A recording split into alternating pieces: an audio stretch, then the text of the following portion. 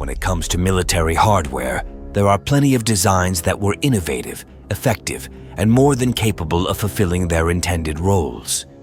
Yet, sometimes, something just a little better comes along and takes the spotlight. This is certainly the case with the Northrop and McDonnell Douglas YF-23, a fifth-generation stealth fighter designed for the United States Air Force. Despite its impressive capabilities and a devoted fan base that still argues its superiority over the F-22 Raptor, the YF-23 was ultimately passed over. The YF-23 was a marvel of engineering, boasting advanced stealth features, exceptional speed, and agility that rivaled any of its contemporaries. Many aviation enthusiasts and experts consider it to have been a superior stealth fighter compared to the F-22 Raptor. So, why did the U.S. Air Force decide to go with the Raptor instead? The decision boiled down to a combination of strategic considerations, budget constraints, and specific performance metrics that favored the F-22, despite the YF-23's formidable capabilities. But with changing times and evolving threats, can we possibly see a comeback for this remarkable aircraft? Join us as we delve into the fascinating story of the YF-23, exploring its groundbreaking design, the reasons behind its rejection, and the potential for its revival in modern aerial warfare.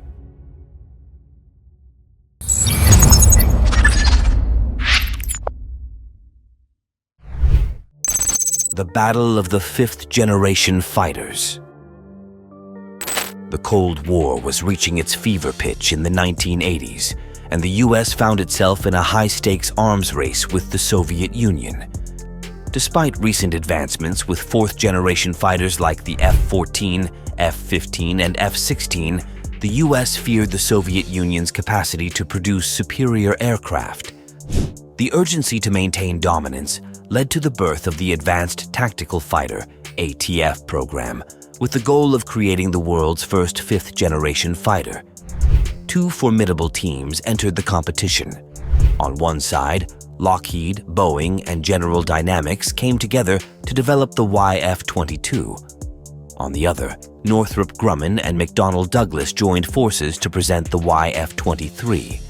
The stakes were incredibly high, but as the Soviet Union disintegrated, it became clear that the U.S. would emerge with the most advanced fighter jet of the early 21st century. The only question was, which one? The YF-23's design was unlike anything seen before. Its almost pancake-like airframe and diamond-shaped wings were crafted to minimize aerodynamic drag at transonic speeds. Only two prototypes were built. The first, dubbed the Black Widow II, featured a pair of Pratt & Whitney YF-119 PW100 engines, allowing it to supercruise at Mach 1.43, around 1,088 mph, without afterburners. The second prototype, known as the Grey Ghost due to its unique paint, was powered by General Electric YF-120 engines, giving it an edge with a top speed of Mach 1.6 or about 1,217 miles per hour in supercruise. In comparison, its rival, the YF-22, managed Mach 1.58 or about 1,220 miles per hour in supercruise. The YF-23's stealth capabilities were nearly unparalleled, with a low-profile design and classified skin material that rendered it almost invisible to the radar systems of the time. But it wasn't just about speed and stealth. The YF-23 boasted a maximum range of 2,796 miles and a ceiling of 65,000 feet, surpassing the YF-22's 2,000-mile range and 50,000-foot ceiling. Yet Lockheed Martin's superior marketing efforts highlighted the YF-22's high G maneuverability, capturing the attention of the Department of Defense. The YF-23's stealthy profile and supercruise capability made it a formidable contender. It was designed to carry a fixed 20 mm 61 Vulcan cannon, and its internal bays could house up to 4 AIM-7 Sparrow or AIM-120 AMRAAM medium-range air-to-air missiles as well as 2 AIM-9 short-range missiles.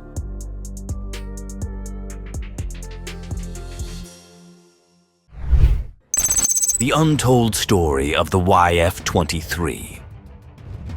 In the high-stakes arena of aerial combat, it took the Air Force years of rigorous flight testing, but in the end, the futuristic YF-23 lost out to the YF-22, which continues to dominate the skies today as the F-22 Raptor. Political maneuvering and bureaucratic decisions played a pivotal role in this outcome. As aviation expert Dave Majumdar noted, the Pentagon, disillusioned with Northrop and McDonnell Douglas after the problematic B-2 and A-12 projects, favored Lockheed. The U.S. Navy had its own peculiar reasons for disliking the YF-23, hoping instead for a chance to adapt the F-22 for their needs. The Air Force itself preferred the superior maneuverability of the Raptor, which provided a significant advantage in nearly every conceivable combat scenario. Yet, the timing of the ATF competition, coinciding with the collapse of the Soviet Union, meant that the YF-23 never had a fair shot. Some of its advanced features could have warranted additional investment and attention. Had the geopolitical landscape been different, or had there been a greater emphasis on diversifying the U.S. defense industrial base, the YF-23 might have been developed alongside the F-22. This dual approach could have been justified to ensure the health and competition within the defense industry. However, the selection of the Lockheed aircraft led to a significant consolidation in the industry, notably the merger of Boeing and McDonnell Douglas. Nearly a quarter-century after losing the ATF bid, the YF-23 was reportedly almost brought back to life when an American ally needed an advanced fighter to counter a rising threat. This near revival speaks to the enduring potential and capabilities of the YF-23 that were never fully realized. The YF-23 boasted cutting-edge technology and a stealthy, low-profile design that made it almost invisible to radar systems of the era.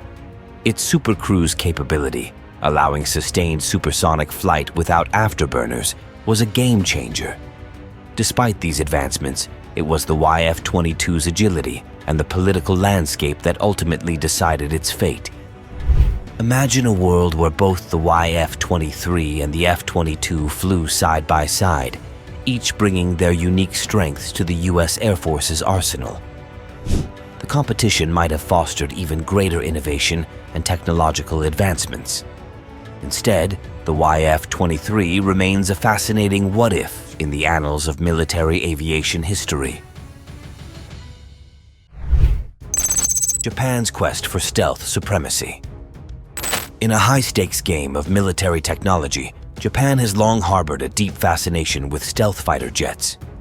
For years, Tokyo tried to persuade Congress to greenlight the sale of the F-22 Raptor, driven by the looming threats from North Korea and China.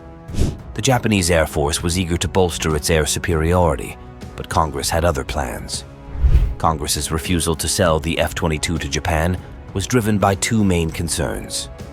First, they aimed to keep the stealth fighter jet's classified technology under wraps.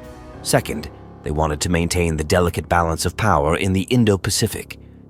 Back then, China was not seen as the significant national security threat it is today, and the global war on terror was consuming the Pentagon's and Congress's attention. Undeterred, Japan forged ahead with its own stealth ambitions. Tokyo joined the F-35 Joint Fighter Program and today proudly operates both the F-35A and F-35B Lightning II fighter jets. Yet, the Japanese military continues to seek another stealth aircraft for the future, soliciting foreign partners to help develop the FX program, Japan's bid to create its first domestically developed stealth fighter jet. Enter Northrop Grumman. The American defense giant has shown a keen interest in partnering with Japan, even suggesting an updated version of the legendary YF-23. Reports over the years have hinted at this possibility, with Sebastian Roblin noting in 2018 that Tokyo's inquiries into potential FX program partners received an enthusiastic response from Northrop Grumman. While reviving the YF-23 in its entirety might be a stretch, Northrop Grumman could offer unique aspects of its airframe and engine design. These could then be integrated with new or existing Japanese technologies, potentially creating a groundbreaking new stealth fighter. YF-23's stunning rebirth. In an electrifying twist, Japan's quest for air dominance might just resurrect a nearly forgotten relic of aviation history, the YF-23. This 30-year-old airframe, despite its outdated radar-absorbent coatings and avionics, could be getting a second life. Why? Because the Japanese Self-Defense Force sees the value in evolving a tested platform rather than reinventing the wheel from scratch. Fast forward to late 2023, Japan, Britain, and Italy inked a landmark defense agreement to co-develop a sixth-generation fighter jet. This groundbreaking partnership, as emphasized by Japan's Defense Minister Kihara Minoru, merges top-tier technologies from three nations, aiming to bolster deterrence in the most complex security landscape since World War II. The ambitious goal? To roll out this next-gen fighter by 2035. Here's where it gets intriguing. Japan is set to develop the airframe, while European partners are expected to integrate cutting-edge tech. There's speculation that this airframe could be based on the YF-23. London anticipates this project will incorporate revolutionary technologies, making it one of the world's most advanced, interoperable, and adaptable jets. Envision this: a supersonic stealth fighter equipped with advanced sensors, next-gen artificial intelligence, unmanned flight capabilities, and hypersonic weapons. With radar that can process 10,000 times more data than current systems, it promises a decisive edge in any battle. The YF-23, a marvel of stealth and supercruise technology, was ahead of its time. Though it lost out to the F-22, its design foresaw the future of air combat. Now, Japan might be on the brink of reviving the YF-23's legacy or drawing significant inspiration from its innovative design. Could the YF-23 be making a dramatic comeback, or at least influencing the next wave of fighter jets? Drop your thoughts in the comments below. If this deep dive into future tech fascinated you, don't forget to like, subscribe, and hit that notification bell. Thanks for watching, and stay tuned for more exciting content.